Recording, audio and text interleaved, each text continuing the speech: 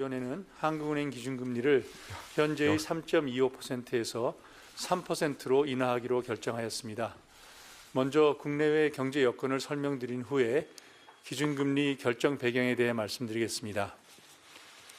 우선 대외 여건을 살펴보면 세계 경제는 완만한 성장세를 이어갔지만 미국 신정부의 경제정책 향방에 따른 경기 및 인플레이션의 불확실성이 증대되었습니다. 경기 상황을 보면 미국은 신정부 출범 이후 감세와 규제 완화 기대 등으로 양호한 성장세를 이어갈 것으로 예상됩니다. 유로 지역 경제는 부진이 점차 완화되겠으나 제조업 부진과 무역 마찰 가능성이 성장의 제약 요인으로 작용할 것으로 보입니다. 중국은 정부의 부양책이 경기의 하방 압력을 일부 완화하겠지만 부동산과 소비 부진, 수출 둔화 등으로 당초 전망을 하회하는 성장 흐름을 나타낼 것으로 예상됩니다.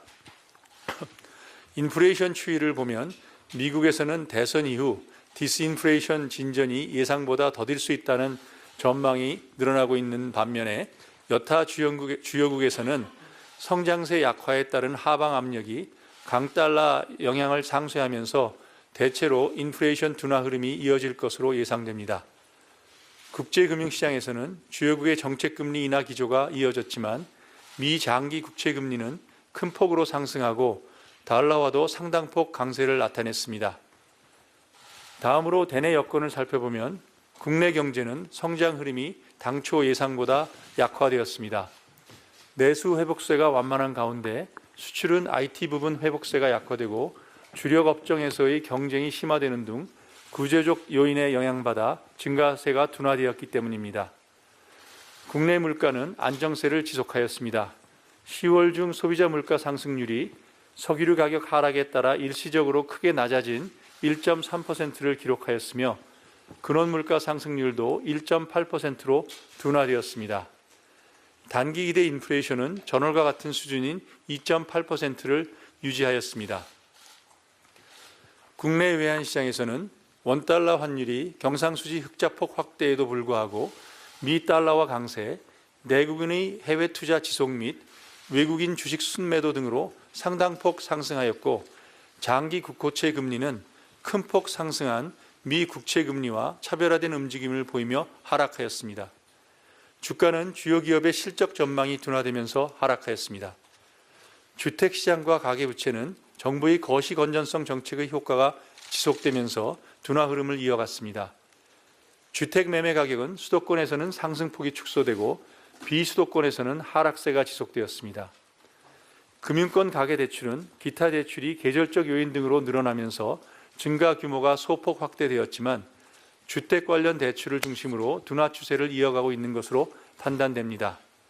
11월 이후에도 가계대출은 주택 거래량 감소, 거시 건전성 정책 영향 지속 등으로 당분간 둔화 흐름을 유지할 것으로 예상됩니다. 아울러 지난 8월 경제 전망 이후의 대내외 여건 변화를 반영하여 앞으로의 성장과 물가 흐름을 다시 점검해 보았습니다. 먼저 금년과 내년 성장률은 각각 2.2%와 1.9%로 지난 8월 전망치 2.4%와 2.1%를 하회할 것으로 예상됩니다. 이는 내수는 소비를 중심으로 완만한 회복세를 이어갈 것으로 보이지만 수출 증가세가 주력 업종의 경쟁 심화, 보호무역주의 강화로 당초 예상보다 낮아질 것으로 전망되는 점을 반영한 결과입니다. 다만 이러한 성장 경로에는 통상 환경 변화 및 IT 수출 흐름, 내수 회복 속도 등과 관련해 불확실성이 상당히 높은 것으로 판단됩니다. 소비자 물가 상승률도 금년과 내년 모두 지난 8월 전망치보다 0.2%포인트 낮은 2.3%와 1.9%를 나타낼 전망입니다. 환율 상승이 물가 상승률의 상방 압력으로 작용하겠지만 국제 유가 등 공급 측 상방 압력이 완화되고 수요 압력도 크지 않을 것으로 예상되는 점을 반영하였습니다.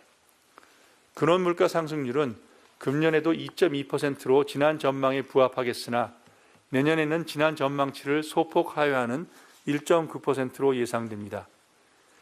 향후 물가 경로는 환율 및 국제 유가 움직임, 국내외 경기 흐름, 공공요금 조정 등에 영향받을 것으로 보입니다. 마지막으로 이 같은 대내외 정책 여건을 고려한